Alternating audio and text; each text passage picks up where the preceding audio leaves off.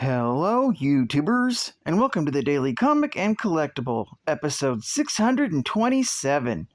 Now today, the collectible of the day is the Mcfarlane Toys DC Direct Silver Age Green Lantern Hal Jordan action figure with digital collectible. Hal Jordan is arguably the greatest Green Lantern. Valiant, honest, and able to conquer great fear. He battled threats, alien and terrestrial, implementing unyielding willpower through a ring able to create constructs of anything he could imagine. Part of an intergalactic police force, he patrolled Space Sector 2814, tasked with protecting all life. Yet he found it increasingly difficult to blindly follow the directives of his own masters, the Guardians of the Universe. While colleagues ignored their own misgivings, Hal spoke out, even as his triumphant exploits won him a reputation as the foremost Green Lantern in history. This incredibly detailed, 7-inch scaled figure is based directly on Hal Jordan in the DC multiverse, and is designed with ultra articulation with up to 22 moving parts for a full range of posing and play when displaying in your DC collection. This Hal Jordan Green Lantern figure also includes a Mcfarlane Toys digital collectible, new for 2024. Just scratch to reveal your one-time use authentication code and download the Mcfarlane Toys digital viewer. This box set includes the Silver Age Green Lantern Hal Jordan, a power battery, 2 Green Flame FX pieces, a pair of interchangeable hands, and display base. It also includes a collectible art card with character art on the front and certificate of authenticity on the back. This set comes in a collector's-friendly window display box and was released in 2024 by Mcfarlane Toys. Now, the comic of the day is Green Lantern Corps, Volume 1, issue number 216, with the cover date of September 1987, with story by Steve Englehart, art by Ian Gibson, and cover by Ed Hannigan. This story is titled Secret Identities. The story opens after John and Katma return from their honeymoon and learn about Salak and Chip leaving them, reducing their numbers to 5 Green Lanterns on Earth. They decide to travel to space and find other lanterns who would want to join them. And so they head off, but Hal Jordan stays to take care of his job at Ferris Aircraft, since he still keeps a secret identity, as opposed to John and the others. When he's left alone, he drives to Ferris Aircraft and meets his friend, Tom Kalmaku. But he's also confronted by Mr. Smith, who fires Jordan from the company for being absent so long. Hal snaps at him, saying that he and other employees made things easier for Smith to take over. He also mentions that he knows the dirty tricks he used with the Predator to control the company. Suddenly, a solar jet flies over them and fires a barrage of bullets. The pilot, Carl Ferris, has completely lost it, and he wants revenge on Smith for stealing the company and the apparent death of Carol Ferris. Hal runs away from the fire and confronts Carl as Green Lantern, but Carl keeps rambling about how he was betrayed by them, and Hal has no idea who he's talking about. Suddenly, a missile impacts the aircraft and sends the cockpit flying away, with Carl still inside it. Before passing out, Carl again repeats that they're everywhere and that they've already won, without explaining to Hal who they are. So the Green Lantern then takes Carl to the hospital, and Mr. Smith, will make sure to send someone to take good care of Carl. Meanwhile, in space, the Green Lanterns find signals of 3 ring wielders nearby. So they rush to meet the first new Green Lanterns since the crisis. This story is continued in the Green Lantern Corps, Volume 1, Issue number 217. Geek Fact: Carl Ferris started his company with a partner, Conrad Block, who was a skilled pilot but with little work ethic outside his specific job description.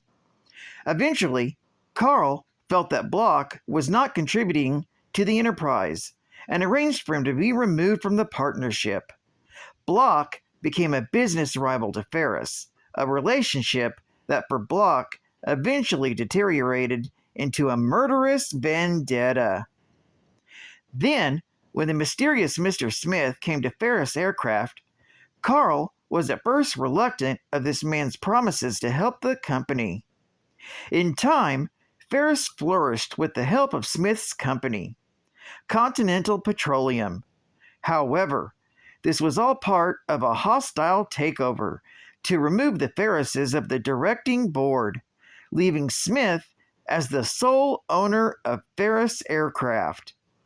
Carl became desperate and blamed Smith for stealing what was rightfully his and for the sudden disappearance and death of Carol.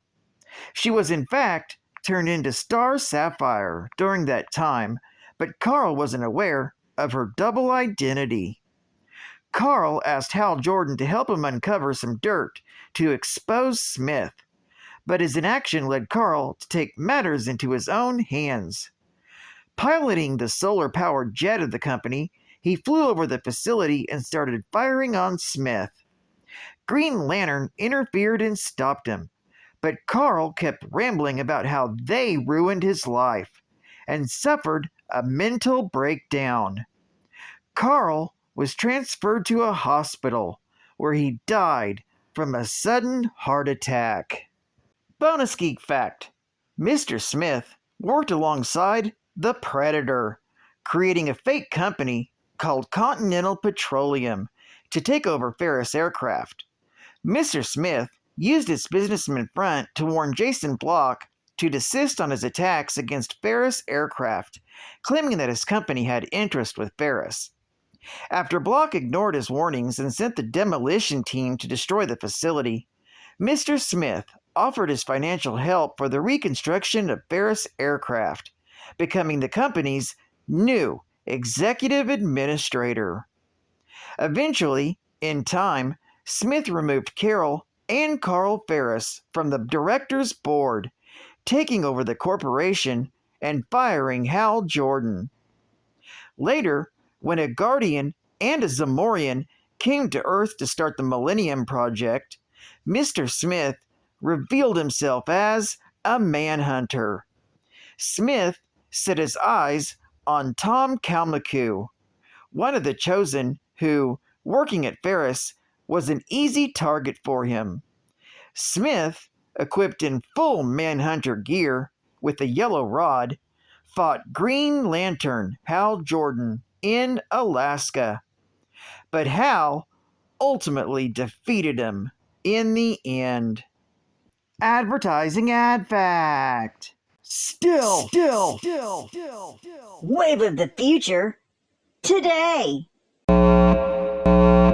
Your assignment as pilot in command is to fly a low or high-level intruder mission while avoiding radar detection and missiles.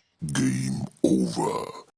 From the computer-designed curved wing tips to the specially shaped forward control surfaces, the SBX flies as good as it looks. And it's ready for action. Special tricycle landing gear means super easy takeoffs and landings. The SBX Stealth Bomber. The power source is the famous Cox .049 engine with snap starter. Only from Cox Hobbies. And final geek fact. Ferris Aircraft was at the forefront of aviation technology for decades, but it also had legal problems. This was due to Conrad Block, the co-founder, who had a drinking problem. Carl Ferris was forced to remove his friend, ending their close relationship.